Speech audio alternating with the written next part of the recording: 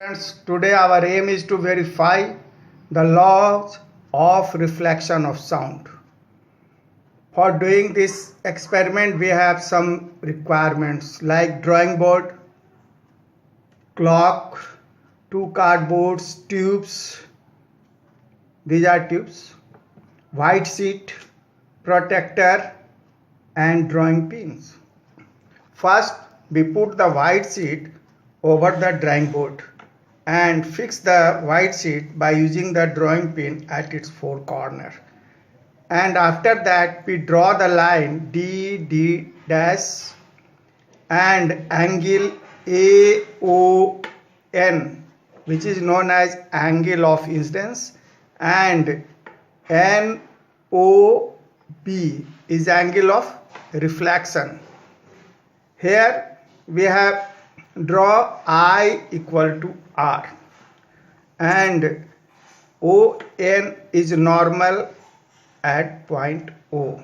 After doing this, we put the drawing board, another drawing board or any other reflecting surface at D dash, and we put the clock at the end of tube, cardboard tube T1 at A, and our ear at the end of tube 2 to B at B. Now we will start our experiment. We start the clock.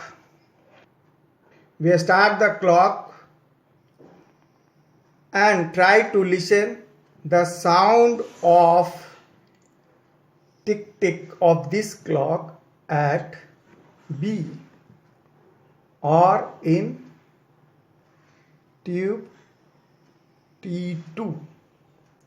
For listening the clear sound, B move the T2 tube to and fro, and when the tube 2 will exactly at the OB over OB, then we shall listen the clear sound of clock. When this position we get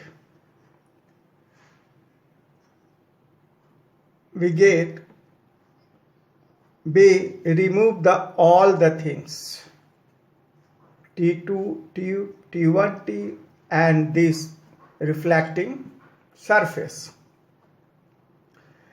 Here we see that the sound travels through the tube T1 in the direction AO. This is known as incident sound wave, and after reflection from the surface TD dash, it turns in the path OB, which is reflected sound wave. We know that the reflection of sound obeys the same rule of reflection of light. We get here